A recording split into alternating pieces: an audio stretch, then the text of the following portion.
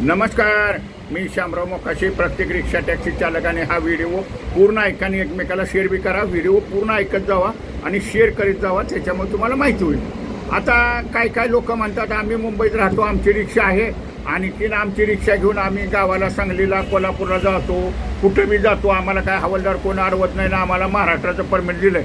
असं कुठलंही रिक्षा टॅक्सीला परमिट दिलं जात नाही, हे प्रत्येकानं प्रथम लक्षात घ्या। आणि रिक्षा टॅक्सीवाल्यांचं जरूर घ्या, तुम्हाला रिजन वाईज परमिट दिली जातात। तुमचा तालुका, नगरपालिका, महानगरपालिका क्षेत्रापुरतंच तुम्हाला क्षेत्र दिलं जातं। आता मुंबईतल्या रिक्षांना कसं, मुंबई ठाण्यातल्या रिक्षांना MMRTA रिजन ही एक स्वतंत्र अस्तित्व असणारी अथॉरिटी झालेली आहे, म्हणजे त्यांना 1025 गावाचं परमिट दिलं जातं। बस एवढंच लक्षात ठेवायचं आणि मीटरनं व्यवसाय करायचा। मग समजा आता सांगलीच्या रिक्षांना कसं, सांगली महानगरपालिका असं दिलेलं आहे, कोल्हापूर महानगरपालिका, आणखीन मग आजूबाजूचे 2 जिल्हे तुम्ही तिथं मागू शकता। 2 जिल्ह्यात प्रवासी तुम्ही घेऊन जाऊ शकता, परंतु स्टँड पद्धतीनंही परमिट दिली जातात। आता काय बरेचसे तिथले रिक्षावाले असे म्हणतात, मुंबईची रिक्षा आम्ही बिनधास्तपैकी कोल्हापूरला जातो, सोलापूरला जातो, वाटत काय अपघात झाला ना तर तुम्हाला इन्शुरन्सला फार मोठी समस्या होते, तुम्हाला परमिटच दिलेलं नसतं। पण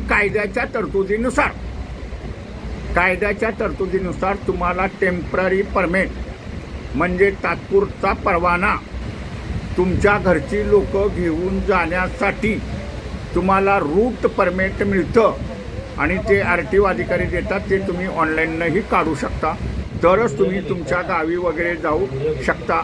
स्वतःच्या कामासाठी त्याचा उपयोग करू शकता।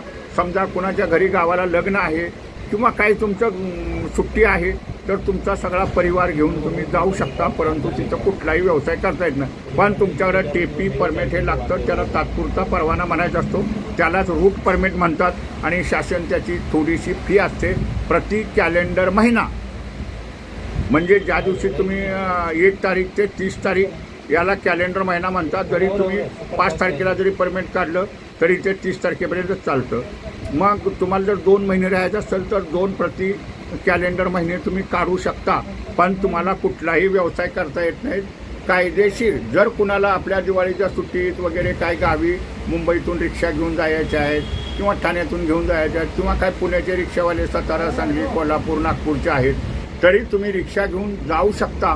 पण TP तात्पुरता परवाना, रूट परमिट त्याला म्हणायचं, आणि त्याला तुम्ही ऑनलाईननं सुद्धा तो परवाना काढू शकता। त्याची फी भरावी लागते प्रति कॅलेंडर महिना। हे तुम्हाला जादा 3 महिन्यापर्यंतच मिळतं, पण तुम्हाला कुठलाही व्यवसाय करता येत नाही। आणि जर समजा तुम्ही असंच गेला असा आणि तुमच्याकडे TP नसेल आणि कुठं काय अपघात वगैरे झाला तर मग तुम्हाला इन्शुरन्स कंपनी इन्शुरन्स देत नाही, तुम्हाला फार वसुलीसाठी हे होतं। तुमच्या गाडीचे पेपर बी अपडेट लागतात। प्रत्येकानं आपल्या रिक्षाला तुम्हाला परवानगी मिळते गावी घेऊन जाण्यासाठी, तुमच्या स्वतःच्या कामासाठी उपयोग करण्यासाठी ते TP परमिट मिळतं, RTOवाले देतात। ज्या RTOमध्ये तुमची गाडी नोंद आहे तिथून तुम्हाला मिळतं ते। शिवाय आता पेपरलेस सेवेमुळे तुम्ही ऑनलाईननं सुद्धा अर्ज करून फी भरून तुम्हाला ऑनलाईननं सुद्धा ते तुमच्या मोबाईलमध्ये सुद्धा परमिट येतं, हे मात्र लक्षात ठेवा। पण आपली हद्द सोडून तुम्हाला जेवढी ज्या प्राधिकरणात तुम्ही परवाना काढलेला आहे त्यांनी जी हद्द दिलेली आहे त्याच्या बाहेर तुमची रिक्षा जाऊ शकत नाही। जर कधी अपघात वगैरे झाला तर तुम्हाला हे करतात। आता बऱ्याचशाच रिक्षावाल्यांचा समज असा आहे, आम्हाला कुठं हवालदारानं अडवलं की आम्ही 200 रुपये देतो आणि जातो, हवालदारानं अडवलं की आम्ही 200 रुपये देतो आणि जातो। हे तुमचं संपूर्ण चुकीचं आहे। विचार तुमचा बदलला पाहिजे की कायदेशीर जर कुठं अपघात वगैरे झाला, आपला घरचा परिवार असतो त्या गाडीत, आणि जर काय हानी झाली त्याला कोण जबाबदार आहे? तो 200 रुपये हवालदार खाल्लेलं काय तुमचं नुकसान भरून देणार आहे का भरून? किंवा अपघातात इजा झाली कोण भरून देणार आहे का? त्यासाठी प्रत्येकानं अधिकार आहे। काळी पिवळी रिक्षा आणि टॅक्सी ह्यांना रिजन वाईज परमिट दिली जातात आणि तुमची स्वतःची गाडी तुम्ही गावी घेऊन जाऊ शकता, पण त्याच्यासाठी तुम्हाला तात्पुरता परवाना, TP परमिट, रूट परमिट हे तुम्हाला काढावं लागतं आणि ते तुम्ही घेऊन तुम्ही आपल्या गाडीचा उपयोग आपल्या गावी करू शकता, परंतु तिथं कुठलाही व्यवसाय करता येणार नाही। ज्या कामासाठी तुम्ही गेलायसा तुमच्या जिल्ह्यात सुद्धा फिरू शकता, पाहुणे पैसे इकडे जाऊ शकता, परंतु तुमचा परिवार घेऊन, परिवारच त्या गाडीत लागतो।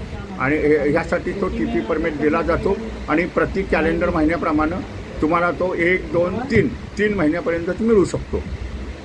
परंतु तुम्हाला आता आपण उन्हाळ्याच्या सुट्टीत वगैरे गावी जातो किंवा काय असं आपला परिवार घेऊन जायला काय हरकत नाही. आता गॅस तर सगळ्या ठिकाणी मिळतो, हेही लक्षात ठेवा. तुम्हाला जर रिक्षा गावी घेऊन जायची असली कायदेशीर मार्गाचा वापर करून तुम्ही आपली रिक्षा घेऊन जाऊ शकता. धन्यवाद. हा व्हिडिओ जास्तीत जास्त शेअर करा की जेणेकरून बेकायदेशीरपणे जाणाऱ्या गाड्यांना लगामही बसेल आणि जर कधी दुर्घटना झाली तर त्यापासून तुमचा बचाव होईल. खाली हा आपला समज आहे, 200 रुपये हवालदाराला दिले की हवालदार जातोय. हवालदाराला काय हो, हवालदार म्हणा काय व्हायचं ते होऊन दे आणि पुन्हा तोच पंचनामा करायला येतो. असला लफडा आहे सगळा. तो काही 200 रुपये खातून इकडं आता वाकडं तोंड करतो पुन्हा मग बघतो तो म्हणतो माझ्या देखत गेलेलाच नाही. असला होतो सगळा लफडा. तर प्रत्येकानं आपापल्या वाहनाचे पेपर अपडेट ठेवा आणि गावी जर तुम्हाला जायचं असेल तर तुमची ही गाडी घेऊन जाऊ शकता, परंतु TP परमिट काढावं लागतं. धन्यवाद. व्हिडिओ शेअर करा.